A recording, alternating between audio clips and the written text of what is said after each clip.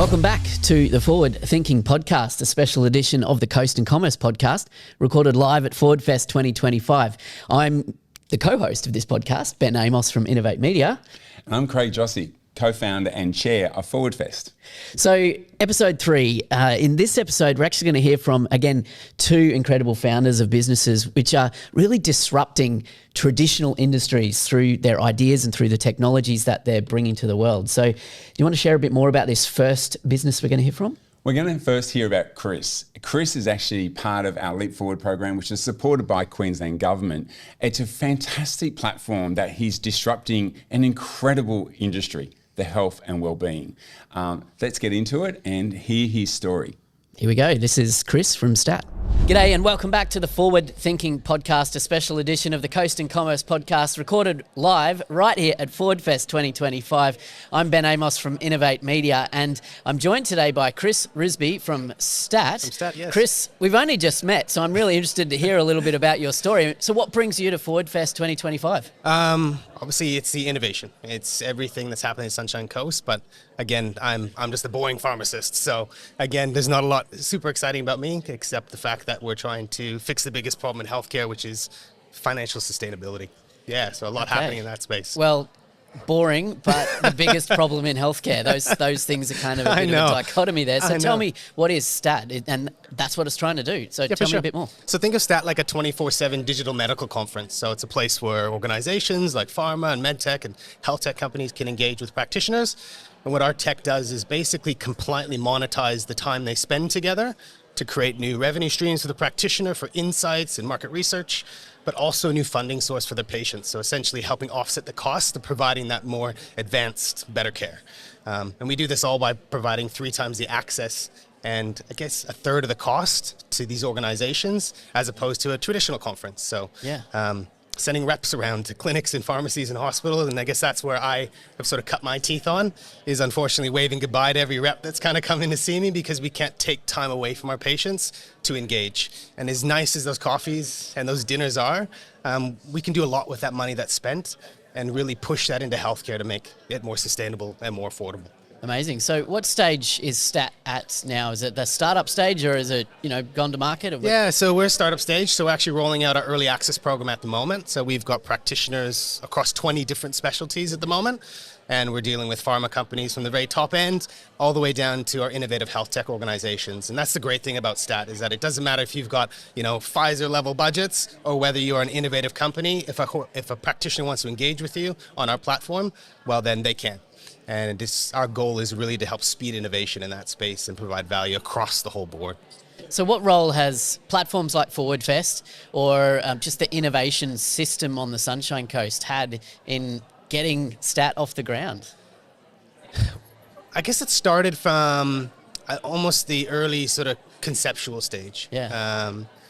So at that time, River City Labs had moved up to the coast to Ocean City Labs, and one of the first people I met at one of those events, and through Silicon Coast, was CJ. Yeah. And obviously the support that he's provided and the people that he brings around him has probably been one of the most exciting things. And I'd be lying to say that it's the purpose and the vision that he has for Silicon Coast and he has for Forward Fest, which is sort of really connected with me. And even people like Dave Clare, who we saw this morning, if you're going to create something in business, if you're going to do something, do it for the right reasons. Yeah. And do it in a way that helps people. And I think that is really what shines through with Forward Fest, is bringing people together that really want to drive a better future for everyone. So in the early stages of getting STAT off the ground, what were some of the challenges that you've faced so far? And, have you been able to overcome some of those? We've only got a few minutes. I know, exactly. Where do you start? But I would say the biggest thing is coming from a practitioner role is really taking on that more business aspect. Again, we rarely ever think about caring for people as a business. But unfortunately, without funding, you can't really do your job. And over time, these sort of funding things start to lead to burnout. It means you've got less staff, you've got less sort of help. So really focusing on what it means to provide a valuable service in healthcare, but also that it is a business that needs to be sustainable. Yeah. And that's what we've sort of been building with STAT, and I guess connecting with people in the innovation space, understanding how you get those funding sources into your business to begin with, has been a big learning experience, especially when you talk about the investing sort of space, the venture capital space, all these worlds that, I had no idea about, which now feel quite comfortable and confident in sort of running in these circles. But again, everybody doing the same thing, using what resources they have to make a better future. Yeah, and what's been your experience on the ground so far in building your startup here on the Sunshine Coast? So you've talked a little bit about the ecosystem around Forward Fest, for example, but, so how would you describe the business entrepreneurial startup community here on the coast? And I think it almost has that feel like something big is about to happen. And I know they talk about, 2032 with the Olympics, but there is that feel that Sunshine Coast is the place to be, whether it's in the investment from government, building the new, central business district. It really feels like they want to attract companies and people that want to change the world. And again, we want to be one of those organizations. Yeah. I mean, we would love to have a massive headquarters that says STAT, and our platform is built to be compliant in every market, including the US, and I'd be lying to say if we weren't planning to go there. I'm a Canadian first. I'd love to help our noisy neighbors. They need all the help they can get at the moment. Yeah, they do. So yes, it's one of those things where you can see that global feel, and where that if you stick with these people, they can really take you to that next level. Yeah, amazing. Yeah. So STAT here at Forward Fest 2025, like have you come to this event with a mission? Have you come to try and make some connections, or what's the goal here this year? Absolutely. So, being here at Forward Fest, it's really just sharing what we're doing, really hoping to meet a lot of influential people in government. We are working with a lot of the government primary health networks, as well as the way that the government health, spending on health is done, and really letting them know that there is a new channel. So we want to be that channel that instead of, posting ads on the Facebook or LinkedIn, we have a way that on our platform, if you want to connect with practitioners, connect with their patients, you'll be able to do that in a way where that funding stays within health. Yeah. So connecting with those types of people in government is probably the biggest one here. And obviously I hope there is some practitioners that have been able to get away from their clinics or their pharmacies or the hospital today and maybe cruise down here. And it'd be great to connect with them too and provide a little hope. Let them know that, there is a brighter future coming, and then we want to do it together with them. Excellent. And just as we wrap up here, so you're part of the Leap Forward Accelerator. Yep. So can you tell us a little bit about the program and what that's meant for your business to be accepted into that program so far? Yeah, fantastic. It's a situation where a lot of the stuff was delivered both online and in person.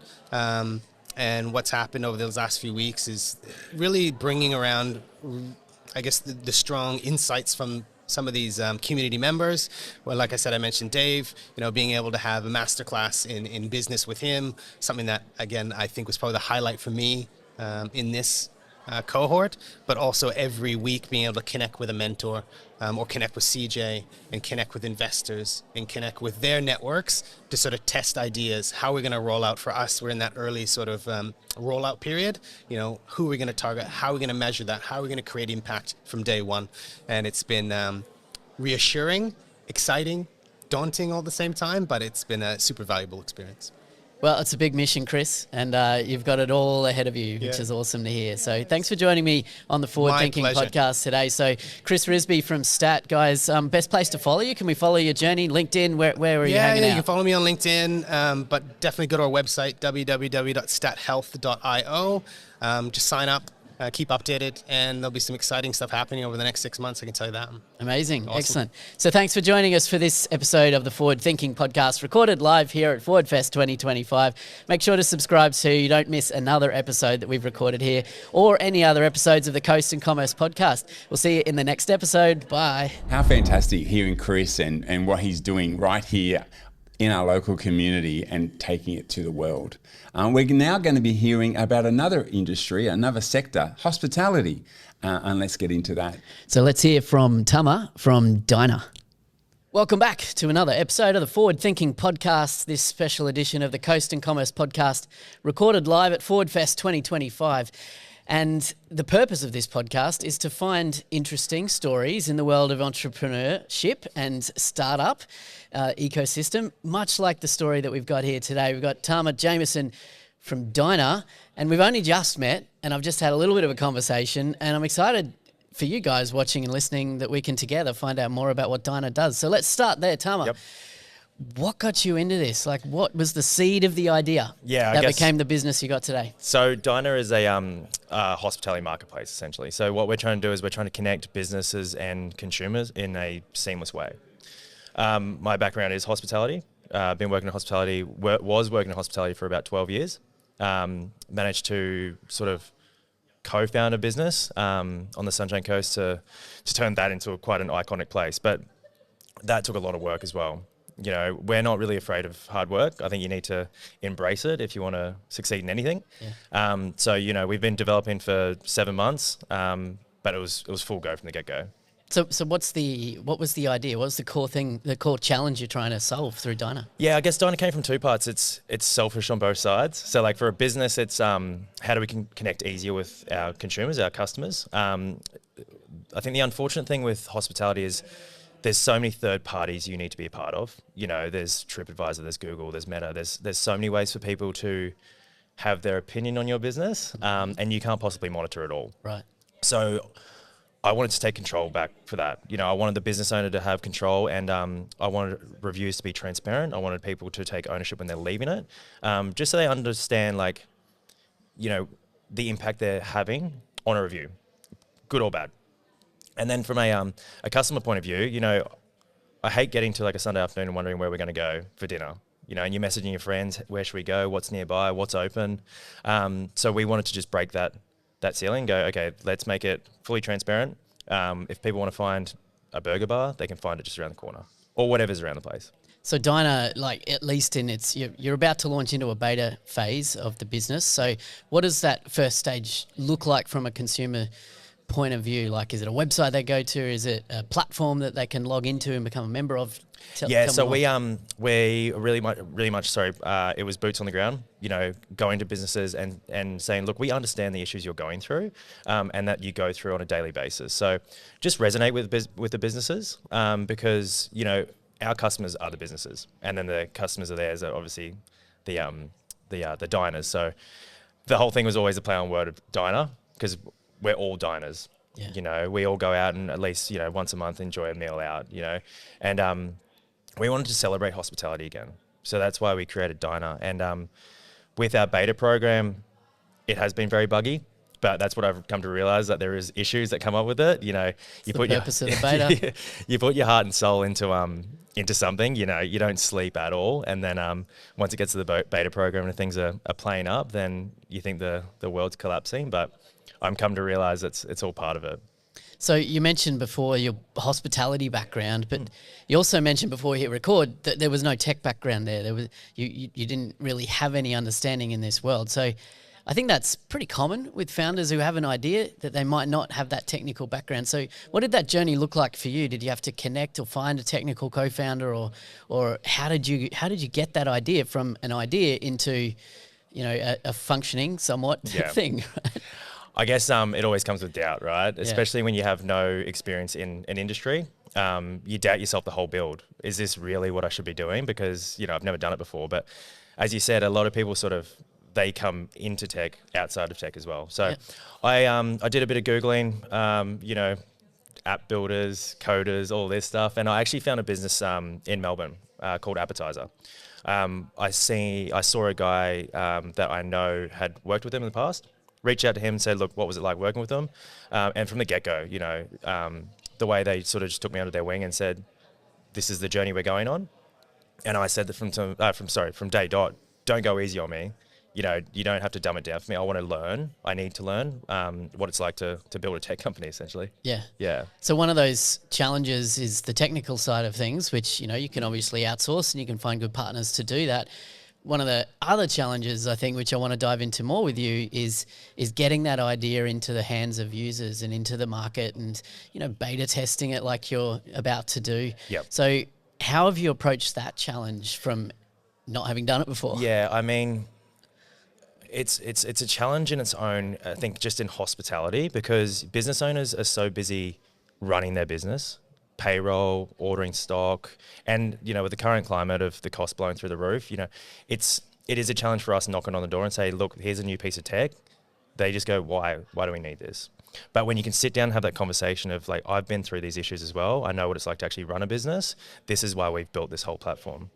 As far as users, I think, you know, that will come in time, because, you know, it's going to be a tool that is just so easy for you to find what you're looking for, no matter where you are. But first things first is getting businesses on board. Yeah. And so what have been some of the key learnings about that? You did mention that, you know, just coming from a place of, you know, I've been there, I know this industry, I've been in your shoes. That's probably a really good place to start. Yeah. But have there been other key learnings that maybe you didn't realize going into this? Yeah, I think there's going to be more to come. Yeah. You know, you've got to pick your timing. Timing is everything in hospitality. You know, don't go to a cafe at 7 o'clock in the morning, try on the board them because they've got 400 coffees to get out. We'll find our rhythm. You know, it's a team of two, and a recent two as well. So it was me. I'm the founder. I'm, you know, the CEO. I'm everything, and have been from day dot. So, you know, there's going to be hurdles that pop up. At the moment, it's really the onboarding of businesses. You know, and when do we market? We sort of have to put that on the back burner as well, because there's no point in marketing when you don't have businesses on. Yeah. So we our plan is to work closely with, you know, Visit Sunshine Coast and local governing bodies, because they do such a great job to bring people here. We want to be that tool that moves them around the coast, you know, not just the beaches, but over to the hinterland, you know, just so they can figure out and find everything we have to offer. Yeah. Awesome.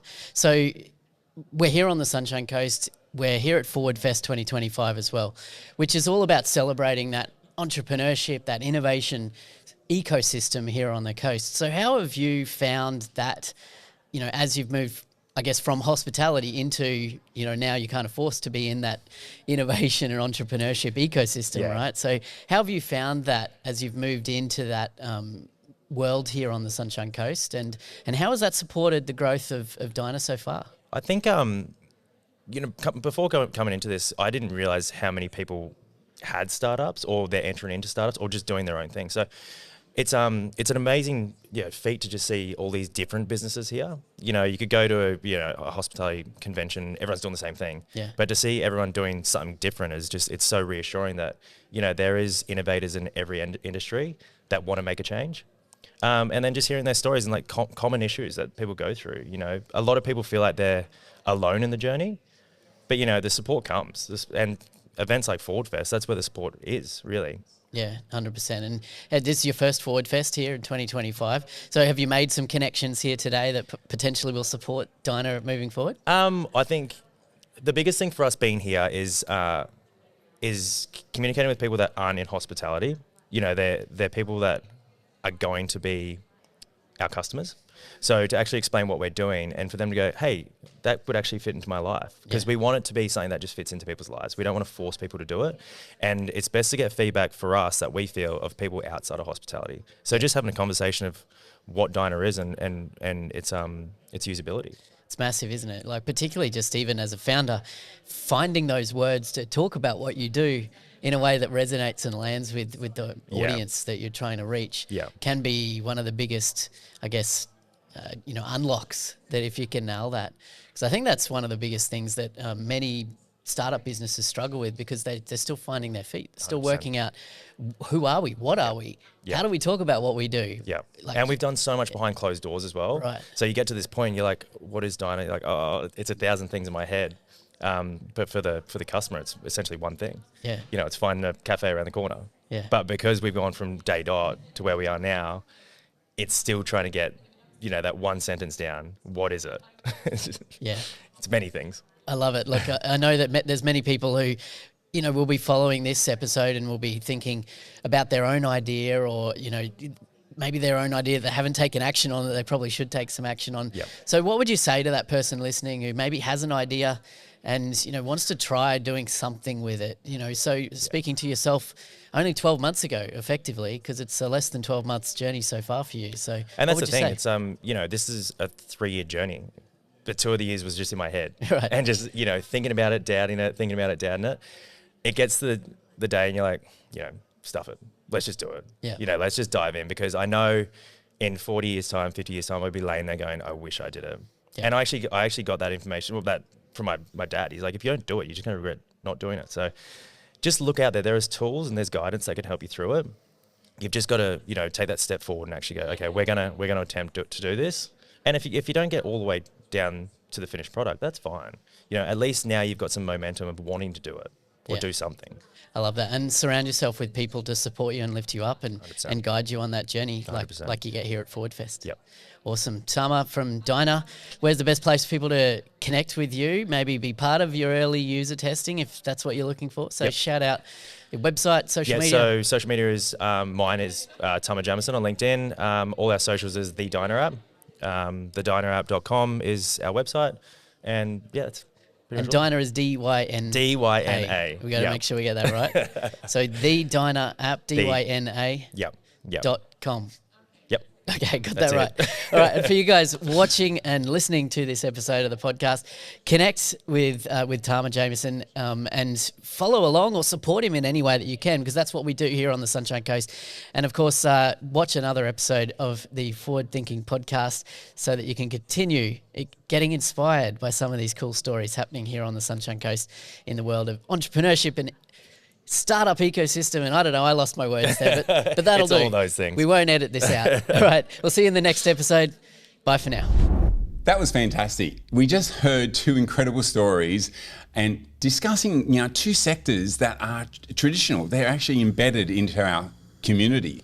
I hope that's inspired you to think about an opportunity using innovation to disrupt a sector. Yeah, absolutely. And there's plenty more episodes of the Forward Thinking podcast to come. So make sure you hit subscribe on the podcast player you're listening to this on, or on YouTube, so you don't miss any more episodes of this special season. We've got another incredible 4 or 5 episodes to go, depending on what number this one is. We'll see you in the next episode. Keep moving forward.